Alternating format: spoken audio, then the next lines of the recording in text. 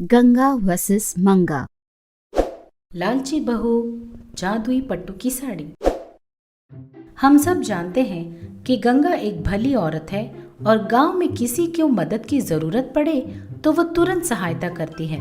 इसी तरह गांव में किसी के घर अच्छा काम हो रहा हो तो उन्हें गंगा पट्टू की साड़ियाँ भेजा करती थी।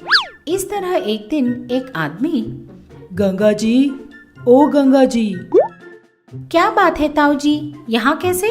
मेरी बेटी की शादी है, पट्टू साड़ियाँ ले जाने आया हूँ। उसने कहा। उनके कहते ही गंगा एक थाली भर के साड़ियाँ लेकर देती है। क्या बात है भाई, शादी के काम कैसे चल रहे हैं? खाने पीने की कोई कमी नहीं है, बस ये साड़ियाँ ले जाऊं तो सब काम हो जाए समझो। ऐसा कहकर वो साड़ियाँ लेकर चला गया। ये देखकर मंगा मन ही मन सोचती है, हाँ बाप रे, कितनी सारी साड़ियाँ, ये तो सब कुछ दान कर देगी लगता है। अगर ऐसा ही चलता रहा तो मुझे तो भीख मांगने की नौबत आ जाएगी। उसने मन ही मन सोचा और वो गुस्से से घर पे टीवी देख रही गंगा के पास पहुंची और टीवी के आड़े खड़ी हो गई। ये देख गंगा बोली, ये क्या पागल हो गई है क्या, इस तरह टीवी के सामने आकर खड़ी हो गई? हाँ, मेरा एक डाउट है सासू माँ, एक बात बताइए, आपके पास इतनी सारी रंग बिरंगी साड़ियाँ कहाँ से आई? आप तो हमेशा एक जैसी साड़ी ही पहनती हो, फिर इतनी सारी साड़ियाँ कब खरीदी? पूछते ही गंगा बोली, ओह अच्छा वो, दिखाती हूँ। ऐसा कहकर मंगा को अंदर ले जाकर अलमारी से एक साड़ी बाहर निकालकर दिखाती है। देख, इस साड़ी को देख, ये कोई साधारण साड़ी नहीं है, ये मैजिकल साड़ी है।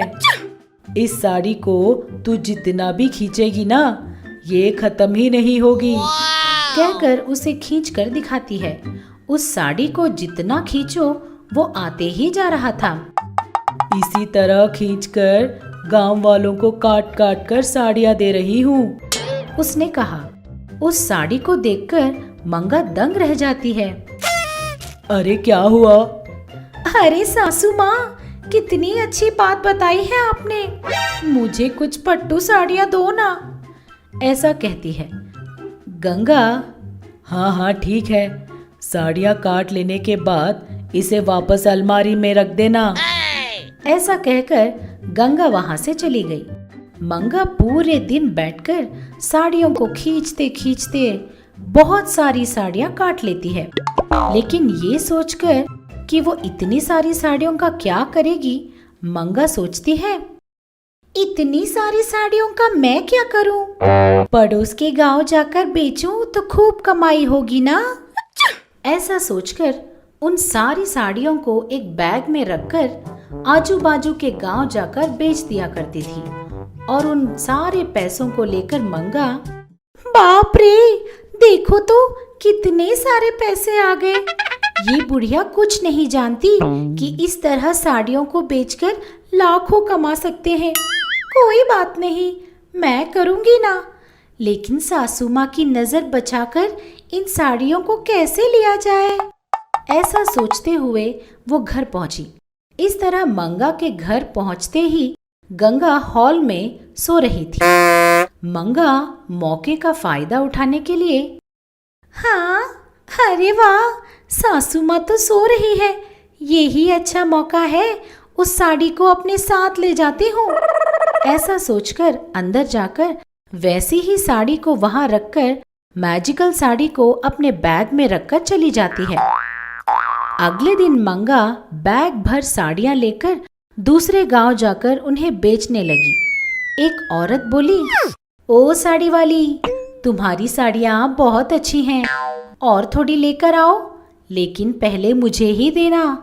ये लो, पैसे भी पहले ही रख लो, कहकर पैसे देती है।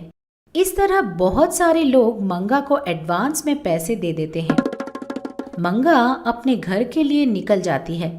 इस बीच गांव में एक आदमी गंगा से साड़ी मांगने घर आता है, तो गंगा साड़ी लेने अलमारी के पास पहुंचती है, लेकिन साड़ी को देखकर गंगा दंग रह जाती है। अरे ये क्या, ये मैजिकल साड़ी तो खत्म हो गई। मतलब मेरी बहू ने जरूर साड़ी बदल दी होगी। ऐसा सोचकर बाहर आकर उस आदमी को अगले दिन आने के लिए कह देती है। इधर अपनी कमाई को गिनते हुए मंगा घर वापस जा रही थी। हॉल में बैठी गंगा, क्यों बहू, तेरे पास बहुत सारे पैसे हो गए हैं? वो सासू माँ, वो अपने मायके गई थी ना आज, इसीलिए। ऐसा कहकर वो अंदर भाग जाती है। लेकिन उस रात गंगा मंगा को अगले दिन के लिए साड़ियाँ निकालते हुए खिड़की से देख लेती है। अच्छा तो ये बात है, तू मुझे ही चूना लगाने चली थी। ऐसा सोचकर चली जाती है। इधर मंगा अगले दिन बेचने के लिए सारी साड़ियाँ अपने बैग में रख लेती है। चलो, इन साड़ियों को खींच खींच कर तो मेरी जान ही चली गई है। ऐसा सोचकर वो सो जाती है। इधर गंगा उसके कमरे में आकर मंगा के बैग के बदले दूसरा बैग रखकर चली जाती है। सुबह मंगा साड़ियों की बैग लेकर दूसरे गांव पहुंचती है। आइए आइए, लीजिए आपके मनपसंद साड़ी, रंग बिरंगी साड़ी, नए रंग और नए डिजाइन की ले लो। ऐसा कहते ही सब आकर अपने मनपसंद रंग की साड़ियाँ उठाकर देखते हैं, लेकिन सारी साड़ियाँ फटी हुई थीं। एक औरत कहती है, ए लड़की, ये सब क्या है? फटी हुई साड़ियाँ देकर नई साड़ी बोलती है। ए, पकड़ो इस लड़की को, इसकी खूब पिटाई करो, पकड़ो पकड़ो। ये सब सुनते ही मंगा वहां से भागते हुए आकर, सासू माँ, ये सब तुम्हारी करतूत ही है ना, कहते हुए वो बड़ी मुश्किल से घर पहुंचती है। आते ही हॉल में बैठी हुई गंगा हाथ में मैजिकल साड़ी को पकड़कर, तुम्हारा धंधा कैसे चल रहा है बहू? कहकर हंसने लगती है। बहुत भूख लगने की वजह से वो कुत्ता उस प्रसाद और फल को तुरंत खा लेता है। ये देखकर गंगा उस कुत्ते के सर पर हाथ फेरते हुए कहती है, बेचारा कुत्ता, पता नहीं कितने दिनों से भूखा है। इतनी भूख लगने पर भी तूने किसी के हाथ से खाना छीना नहीं। यही है तुम कुत्तों की महानता। इस तरह गंगा उस कुत्ते का प्रशंसा कर रहा था। इधर कुत्ता भी गंगा को देखकर अपनी पूंछ हिलाते हुए उसके आगे पीछे घूमने लगा। थोड़ी देर बाद गंगा वहां से चली जाती है। रास्ते में जाते हुए एक चोर गंगा के गले से नेकलेस चुराकर भागने लगता है। चोर को देखकर कुत्ता तुरंत उसे पकड़ने के लिए उसके पीछे दौड़ने लगता है। कुत्ते को आता हुआ देखकर चोर अपने जेब में से तुरंत चाकू बाहर निकालता है, लेकिन कुत्ता चाकू को देखने के बाद भी बिना डरे उस चोर का हाथ काट लेती है। उससे वो चोर वो नेकलेस वहीं छोड़कर वहां से भाग जाता है। वो कुत्ता धीरे से उस नेकलेस को निकालकर गंगा के हाथ में रख देता है। ये देखकर गंगा उस कुत्ते से बोलती है, अरे मेरे प्यारे, तुझे तो इतना सा भी डर नहीं लगता? उसके हाथ में चाकू को तो देखकर तू रुक जाती, नेकलेस चली जाती तो दूसरा खरीद लेती। तुझे कुछ हो जाता तो मैं क्या करती बोल? वैसे भी तू पेट से भी है। आगे से अपना ध्यान रखना। खुद के लिए ना सही, अपने पेट में बच्चों के लिए तुझे अपना ध्यान रखना होगा। समझ गई ना? गंगा धीरे से बोलती है।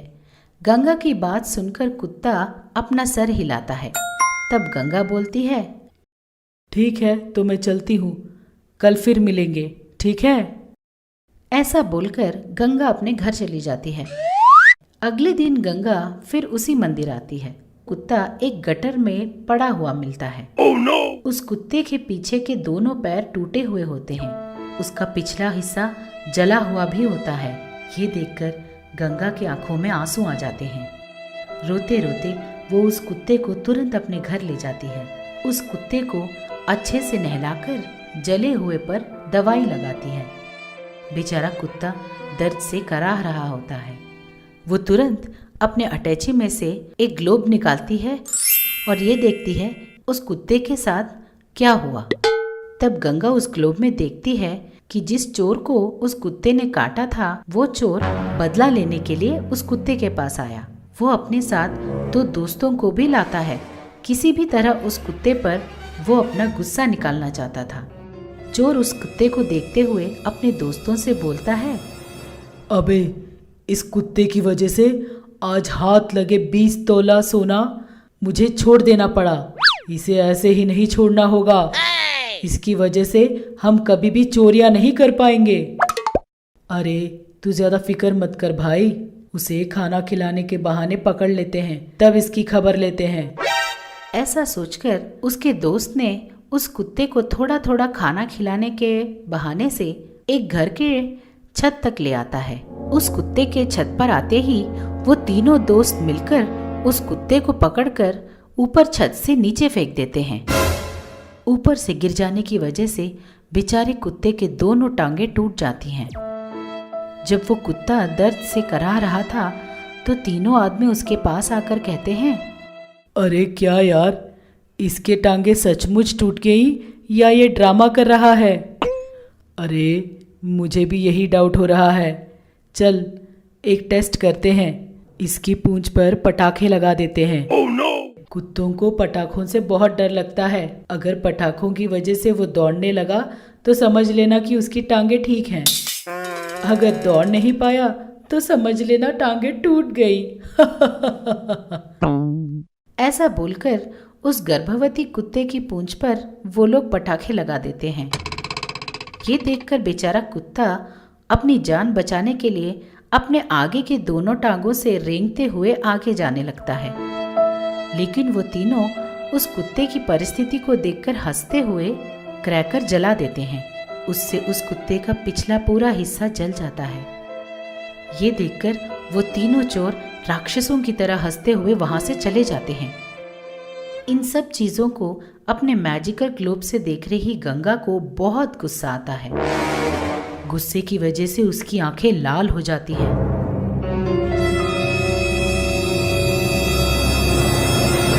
किसी भी तरह उन तीनों आदमियों को मजा चखाने का प्रण लेती है। वो तुरंत अपने जादू से उन तीनों लोगों को एक माया लोक में ले जाती है। अरे क्या यार, हम लोग यहाँ कैसे आ गए? इस तरह वो बहुत डर रहा होता है। अचानक उन तीनों के सामने गंगा प्रत्यक्ष हो जाती है। अरे यार, कल मैंने इसी औरत का नेकलेस चुराया था। तब बाकी दोनों चोर डर के मारे बोलते हैं, अरे यार, चोरी किया तो क्या इस तरह ऐसी जगह पर लेके आते हैं क्या? हाँ। डरो मत, मुझे पता चला है कि तुम में कुछ अद्भुत शक्तियां हैं, इसीलिए टेस्ट करने के लिए तुम लोगों को यहाँ लेकर आई हूँ। ऐसा बोलकर गंगा की हाइट 20 फीट ऊंची हो जाती है।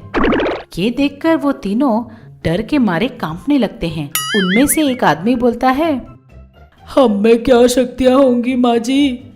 हम में कोई शक्ति वक्ति नहीं है, हमें जाने दो। सुना है तुझ में उड़ने की शक्ति है। बस एक बार मैं तेरा टेस्ट लेती हूँ। अभी एक बार मैं तुझे वो उस कांटों की झाड़ियों में फेंक दूंगी। तुझे उड़ना होगा, अगर नहीं उड़ा तो वो कांटे की झाड़ियाँ तुझे चुभ जाएंगी, समझ गया? ऐसा बोलकर उसे उन कांटों की झाड़ियों में फेंक देती है। वो डर के मारे चिल्लाता रहता है, अरे बाप रे, अरे बाप रे, कोई मुझे बचाओ, कोई मुझे बचाओ, मुझे उड़ना नहीं आता। अरे अम्मा, मुझे उड़ना नहीं आता, बचाओ, हाय राम, मैं मर गया रे। इसी तरह गंगा दूसरे आदमी को एक पत्थरों के ऊपर फेंक देती है। तब वो आदमी बोलता है, अरे माँ जी, मुझे छोड़ दीजिए, मैं एक पापी हूँ, मुझे कोई शक्तियाँ नहीं आती। प्लीज माँ जी, मुझे जाने दीजिए, कोई मुझे बचाओ, बचाओ। इस तरह चिल्लाते हुए वो उन पत्थरों पर गिर जाता है और उसके हाथ पैर टूट जाते हैं। अगर तुझे लगता है अभी तुझे मुझ में एक सैडिस्ट नजर आ रहा है ना? लेकिन उस दिन क्या हुआ था जब तुम लोगों ने उस बेजुबान कुत्ते को छत के ऊपर से नीचे फेंक दिया था और उसके पीछे पटाखे भी लगा दिए थे। हाँ, तुम लोगों का क्या हश्र करना चाहिए? वो तीनों पश्चाताप करके गंगा से इस तरह याचना करते हैं। माँ जी, आपने हमें हमारी गलती का एहसास कराया है, हमें माफ कर दीजिए माँ जी। आज से हम लोग बदल जाएंगे माँ। हमारी गलतियों का प्रायश्चित करने के लिए हम इस गांव के सभी कुत्तों का ध्यान रखा करेंगे, भूखे जानवरों को खाना खिलाएंगे। हमारी आंखें खोलने के लिए बहुत बहुत शुक्रिया माँ जी। हम जरूर बदलेंगे माँ जी, हमारी बात पर विश्वास कीजिए माँ जी। उनकी बातों में प्रायश्चित को देखकर गंगा उन्हें माफ कर देती है, तुरंत उन्हें पृथ्वी पर भेज देती है। उस दिन के बाद से वो तीनों गांव के सभी जानवरों को खाना खिलाते हुए अच्छे व्यक्ति बन जाते हैं और उस गर्भवती कुत्ते को गंगा बड़े प्यार से ध्यान रखती रहती है।